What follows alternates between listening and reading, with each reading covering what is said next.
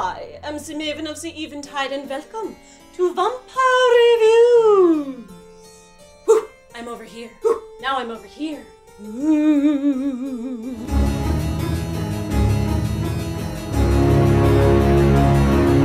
Tonight, we are discussing a vampire podcast with jump cuts. Whew, whew. Okay, I'll stop. There are a lot of podcasts about vampires, but most of them are media discussions, kind of like this show. Except if they are wearing such fabulous outfits while they talk about vampires, you don't get to see it. I have my favorites among that niche, but the Blood-Drawn Chronicles is a fiction podcast, kind of like an audiobook with voice actors. The 1920s radio play is making a comeback in this, our era of podcastery. The Blood-Drawn Chronicles was actually brought to my attention by one of you. When asked, why do a fiction podcast about vampires, its creators say that they wanted to do something fresh and different with the vampire that has never been heard before. Well, have they?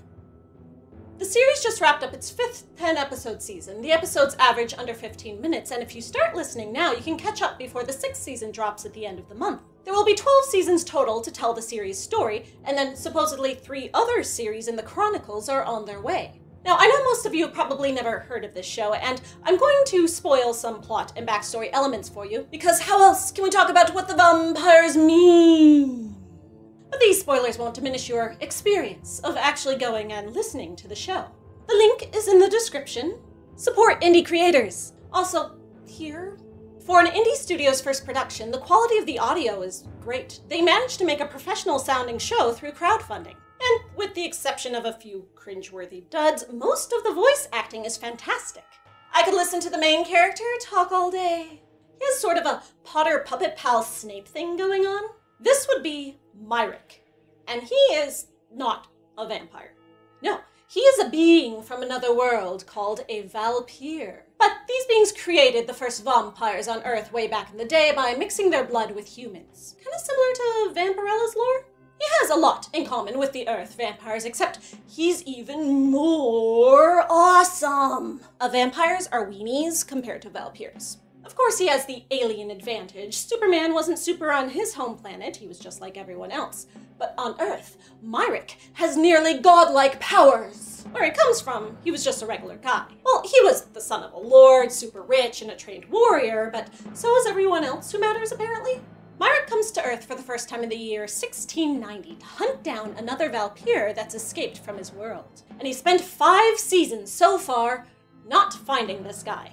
But he's had a lot of experiences along the way. Made some friends, made some enemies, kicked some asses, had his ass kicked. So if you don't mind historical inaccuracies and odd anachronisms, and you're a fan of Castlevania, the Batman vs. Dracula, the first couple especially gratuitous seasons of Game of Thrones with a little bit of Helsing thrown in, then this show is for you.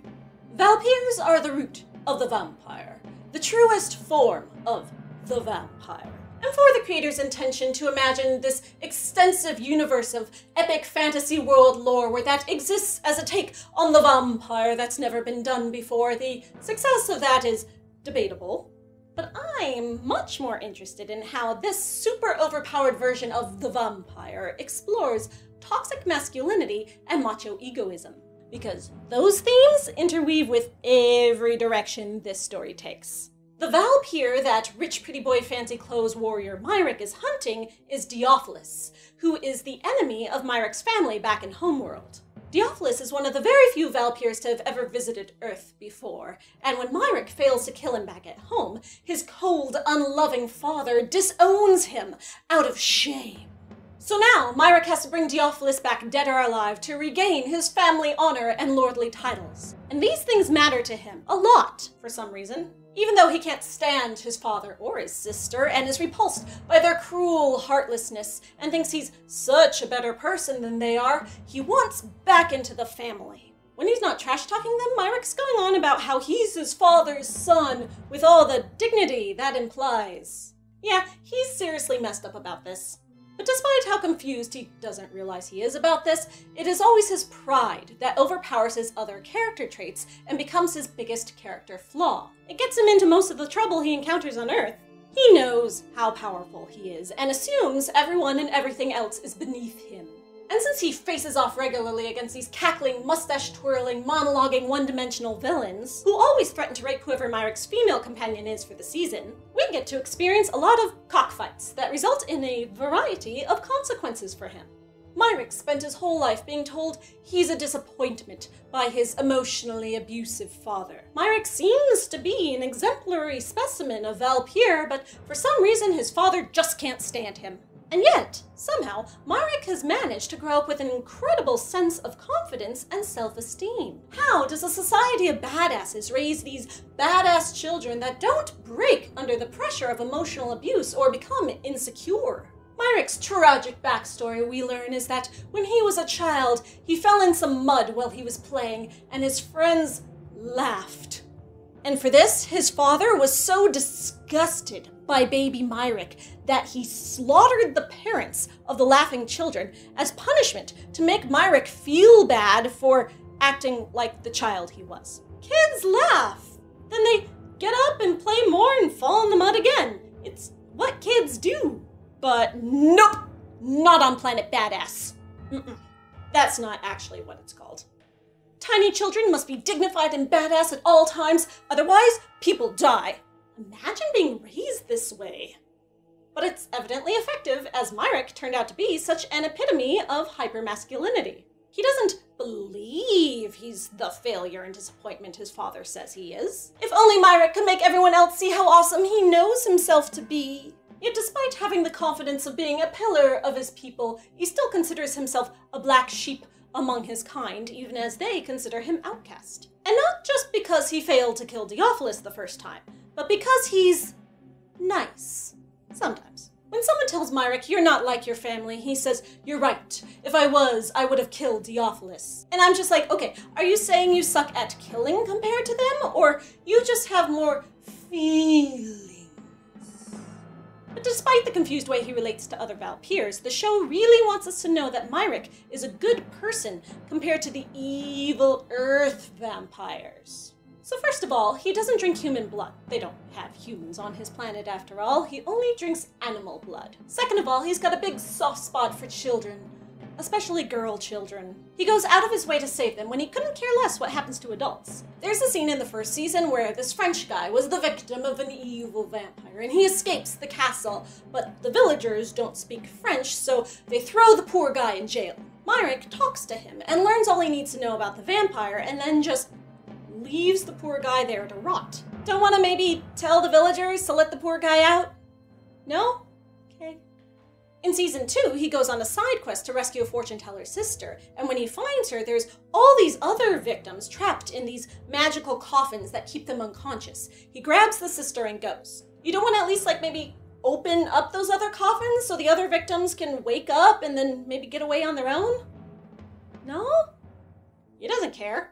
But then he's angsting and mourning over the poor children to show us what a great heart he has. At one point, he overhears a strange man screaming and suffering, but feels no motivation to go help this guy. But then, minutes later, he meets a blind woman and is concerned about avoiding mocking her disability, because that would be wrong. Of course, that doesn't stop him from threatening to kill her when she doesn't give him exactly what he wants later. So we get a lot of strange inconsistency of empathy. But he's an alien to this world and generally emotionally messed up, so...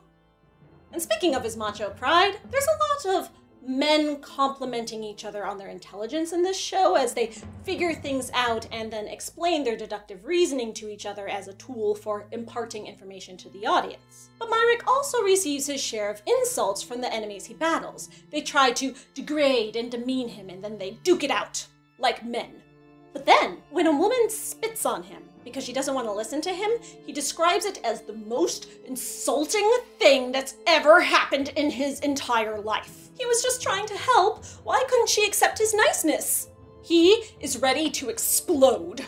Never mind all the horrible things he's experienced, getting demeaned by his family, getting attacked and beaten, getting tricked and used. None of this was as insulting as this woman spitting on him.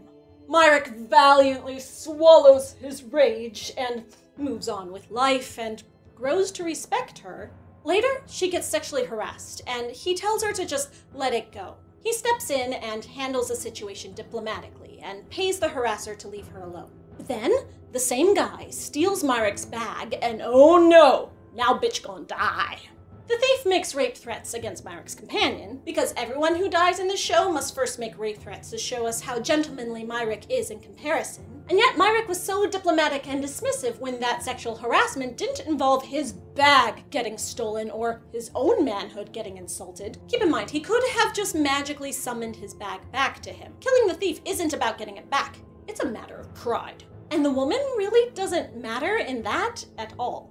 Speaking of Myrick's relationship with women, there is a lot of sex worker shaming in this show and sex negativity in general. When Myrick drinks human blood for the first time at a vampire party, it makes his body threaten to transform into his true, monstrous Valpyr form, which is this giant, hairy chimera beast with the body of a lion and the head of a bat and the wings of a dragon that shoots laser beams out of its mouth. Yes. But anyway, you think he'd leave the party to avoid slaughtering everyone, but no, he's too manly for that. He can handle this. He powers through. The raging animal urges boiling inside of him lead him to have some wild and crazy sex with one of the party's sex workers who's throwing herself at him.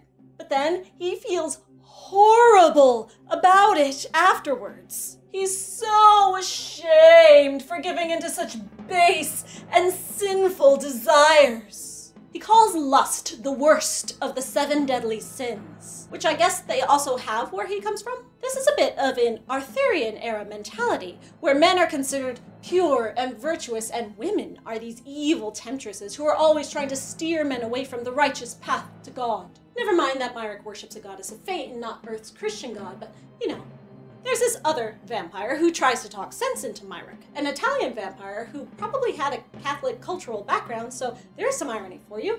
He tells Myrick that lust is natural, and that since the woman had sex with him consensually, even eagerly, there's nothing wrong with it. But this vampire is a villain, so the audience is left to interpret this actual advocacy of sex positivity as wrong.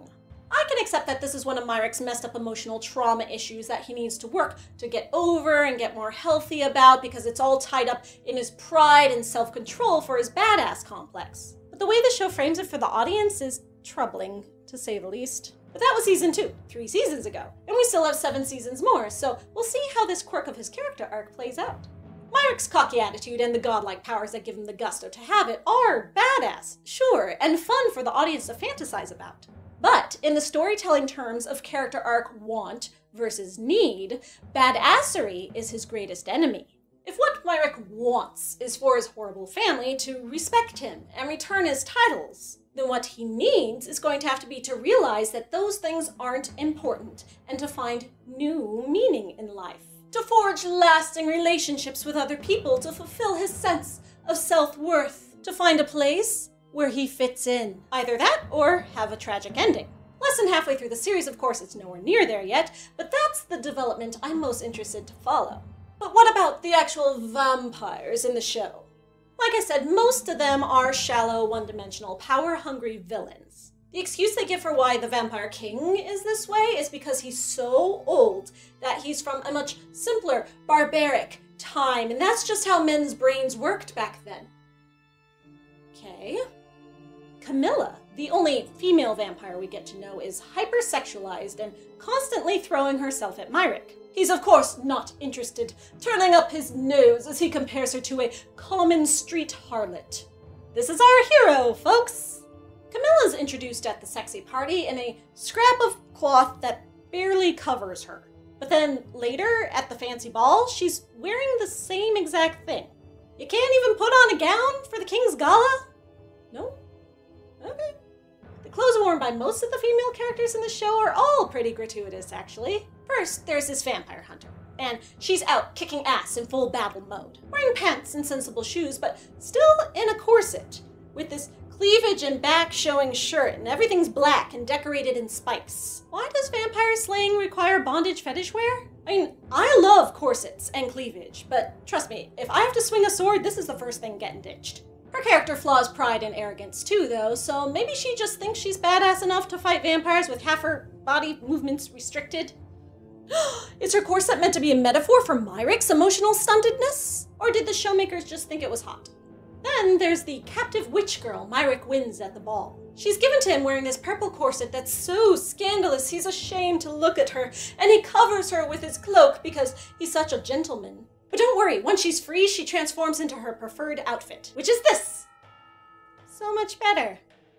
And then Myric's most recent female companion is introduced to us, buck-ass naked. Yeah. Is the next one just not going to have any skin? That was a really long sidebar. Back to the vampires. There are a couple so far that are more interesting and developed and not evil. I mean, they're vampires, so it's all these wonderful gray areas of moral ambiguity. But they're on Myric's side, so they're cool. One is a rather stereotypical, wise old Japanese man who's all about hospitality and honor and teaches Myric how to meditate. But there's also Woodrow Carley. He is the Howard Stark of the vampires, and also a dwarf. A super genius who can invent any impossibly contrived object or weapon the plot might require. He plays both sides with no loyalties to anyone other than who pays the highest, all while keeping a jovial sense of humor and cheerful attitude.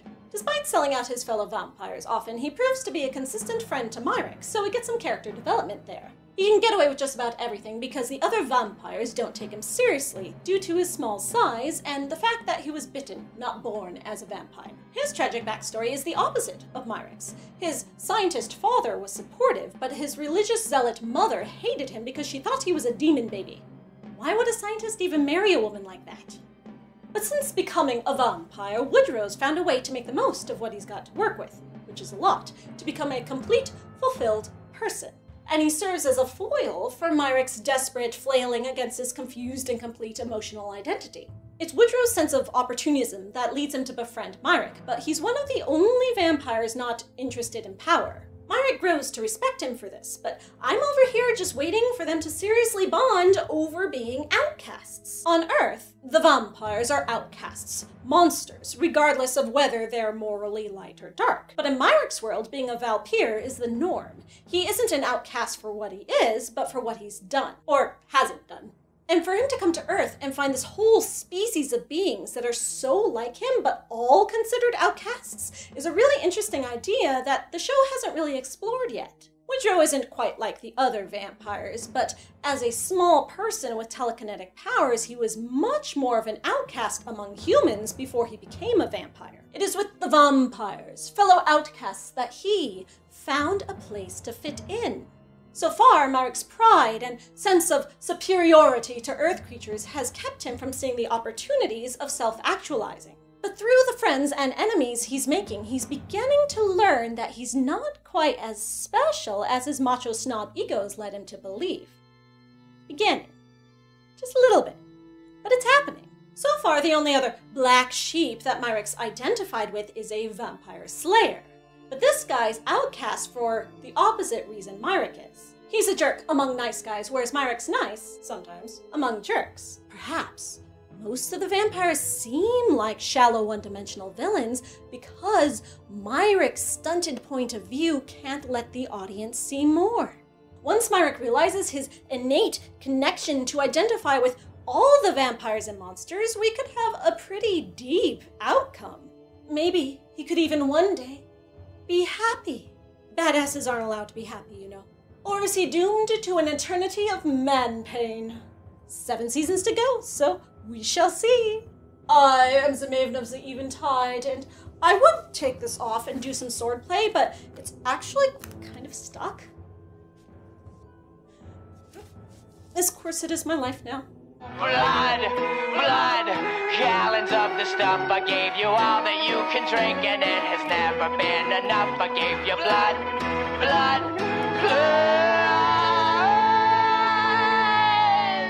Like my video, leave me a comment, subscribe to my channel, especially subscribe. Join my Patreon, follow me on Twitter, like me on Facebook, please. Good night.